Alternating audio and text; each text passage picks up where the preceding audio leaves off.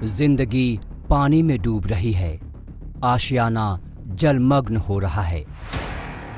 बाढ़ तबाही की कहानी गढ़ रही है और बेबसी ऐसी कि सब कुछ आंखों के सामने हो रहा है, फिर भी कुछ नहीं किया जा सकता।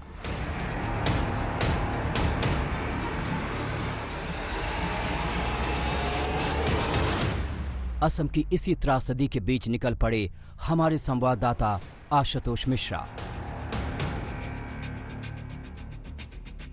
गोलाघाट पहुंचे तो अथाह समंदर की तरह दरिया की गहराई देखी, उसका मिजाज देखा, उसकी रुसवाई देखी, उसके नखरे देखे, उसका गुस्सा देखा, लहरें और पानी का करंट देखा। ब्रह्मपुत्र नदी में जलस्तर बढ़ा तो कई गांवों को अपनी चपेट में ले लिया। हमारे संवाददाता आशुतोष मिश्रा खतरे के बीच एनडीआरएफ की टीम के साथ निकल पड़े और इस बाढ़ग्रस्त इलाके में ढेरगांव में हम इस रेस्क्यू और रेस्क्यू ऑपरेशन पर निकल चुके हैं एनडीआरएफ के जवानों के साथ, ये देखने के लिए क्योंकि जैसे ही बीती रात पानी का स्तर बढ़ा है, गांव में कई सारे लोग पानी कम होने की वजह से नीचे चले गए थे, स्तर फिर बढ़ा है। तो इस ऑपरेशन के जरिए हम ये जाकर देखने की कोशिश कर रहे हैं कि गांव में कौन से लोग हैं जो वापस निचले इलाकों में चले गए हैं और उन्हें वापस लाने की जरूरत है। साथ ही स्वास्थ्य विभाग की और प्रशासन की टीम है जो ये देखेगी कि क्या कोई बीमार है या कहीं किसी तरह से, क्योंकि कोरोना का भी संक्रमण का खतरा है, तो ये देखने की भी कोशिश है कि क्या कहीं किसी को स्वास्थ्य चिकित्सा की जरूरत है ताकि उसे रेस्क्यू करके निकाल के अस्पताल तक या सुविधा केंद्रों तक पहुंचाया जा सके। कोरोना के इस संक्रमण काल में एनडीआरएफ की टीम ने खास तैयारी कर रखी थी। पीपीई किट पहनकर, मास्क, फेस शील्ड लगाकर मिशन पर निकल पड़े। एक गांव से दूसरे गांव, दूसरे से तीसरे, और ये सिलसिला जारी है।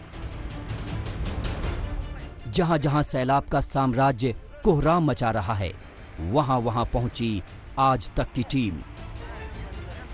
लंबा समय हो गया आप लोग को ऑपरेशन में, इतनी कभी गर्मी है कभी बरसात तेज है, तो इसमें गर्मी नहीं महसूस होती इतना मोटा पीपी किट पहनना? गर्मी तो बहुत महसूस होता है, लेकिन हम जनता के भलाई के लिए और देश की भलाई के लिए, खुद के भलाई के लिए हम गर्मी सर्दी हर चीज़ के सामना करना पड़ता है और इसीलिए हम इसका भी हम सामना करके आए हैं अभी तक और करके भी जाएंगे।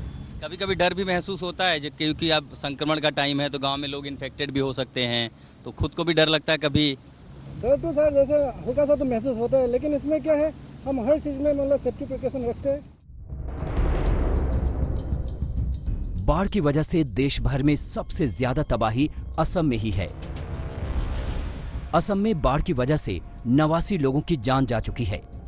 26 लाख से ज्यादा लोग बाढ़ की चपेट में हैं, जबकि 2500 से ज्यादा गांवों में ब्रह्मपुत्र नदी की वजह से त्राहिमाम है। हालांकि लोगों की राहत के लिए 391 रिलीफ कैंप बनाए गए हैं, जहां फिलहाल 45,000 से ज्यादा लोगों का बसेरा है। असम में जगह भले ही बदल जाएं, लेकिन हालात एक जैसे हैं। बेबसी की कहानी एक जैसी है। असम के दक्षिण सलमारा जिले में ब्रह्मपुत्र नदी की कोई सीमा नहीं दिखती। दिखता है सिर्फ उसका विस्तार। एक नहीं, दो नहीं, 72 गांव ब्रह्मपुत्र नदी के उफान की वजह से बाढ़ की चपेट में हैं। दक्षिण सलमारा में सामने पानी का बसेरा है और बांध पर चूल्हा चढ़ा है। पेट की आग भी बुझानी है।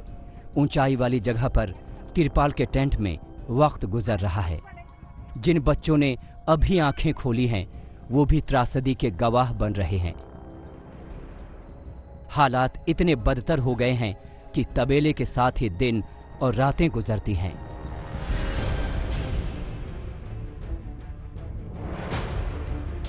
असम के सोनितपुर का भी हाल इन दिनों कुछ ऐसा ही है। ऊपर आसमान में मंडराते बादल और नीचे बाढ़ का बसेरा। इंसान जाए तो कहां जाए? कच्चे मकानों में बाढ़ की घुसपैठ है और इंसान घर छोड़ने को मजबूर।